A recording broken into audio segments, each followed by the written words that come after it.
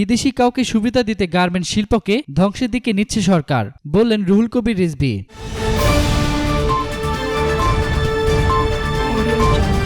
বিদেশি কাউকে সুবিধা দিতে রপ্তানি আয়ের সবচেয়ে বড় উৎস গার্মেন্ট শিল্পকে পরিকল্পিতভাবে ধ্বংসের দিকে নিয়ে যাচ্ছে সরকার, এমন মন্তব্য করেছেন বিএনপির সিনিয়র যুগ্ম মহাসচিব অ্যাডভোকেট রুহুল কবির রিজভী। বিএনপির এই মুখপাত্র বলেন, মালিক শ্রমিকদেরকে মুখোমুখি দাঁড় করিয়ে দেশের অর্থনীতির মূল চালিকা শক্তি গার্মেন্ট শিল্প এখন বন্ধ হওয়ার উপক্রম। গার্মেন্ট শ্রমিকদের ন্যায্য পারিশ্রমিক নির্ধারণ করে তা মালিকদের মাধ্যমে বাস্তবায়ন করতে সরকারের ব্যর্থতা গত কয়েকদিন ধরেই ফুটে উঠেছে। বিদেশি কাউকে সুবিধা দিতে এর পেছনে সরকারের অসৎ উদ্দেশ্য কাজ করেছে বলেই দেশের জনগণ বিশ্বাস করে। অতীতেও আপনারা দেখেছেন স্বাধীনতার পর কিভাবে আওয়ামী লীগ পাট শিল্পকে ধ্বংস করে দিয়েছে। বড় বড় পাটের গুদাম ও মিল কারখানা কিভাবে আগুন দিয়ে পুড়িয়ে দেওয়া হয়েছিল তা জনগণ এখনও ভুলে যায়নি। এটা কাদের স্বার্থে করা হয়েছিল সেটাও জনগণ জানে। এখন ভুয়াভোটের সরকার গার্মেন্টস শিল্পকে নিয়ে বিপজ্জনক খেলায় মেতেছে। বর্তমান ভুয়াভোটের সরকার এই শিল্পকে ধ্বংসের দিকে ঠেলে দেওয়ার যে পায়তারা করছে তার পরিণাম শুভ হবে না। যারা অর্থনীতির চালিকা শক্তি তাদের ধ্বংস করে দিয়ে অর্থনৈতিক বিকাশ সম্ভব নয়।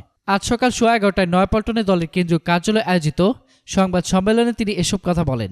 রুহুল কবির রিজভী বলেন, গার্মেন্টস শ্রমিকদের আন্দোলন দমাতে হত্যা, লাঠিচার্জ, ক্ষতবিক্ষত করা ও ব্যাপক গ্রেপ্তারের মধ্য দিয়ে কোনো সমাধান আসবে না। অবিলম্বে দেশের রপ্তানি আয়ের প্রধান উৎস এই গার্মেন্টস শিল্পকে রক্ষা করতে সব পক্ষকে এগিয়ে আসতে হবে।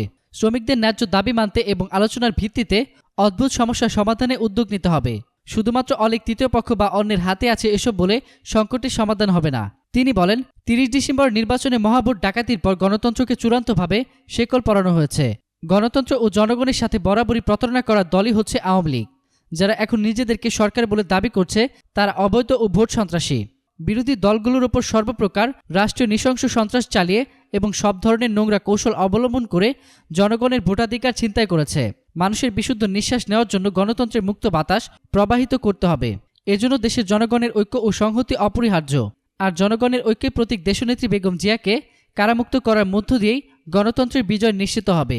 এতক্ষণ ফ্রিকি নিউজের সঙ্গে থাকার জন্য আপনাদের সবাইকে ধন্যবাদ।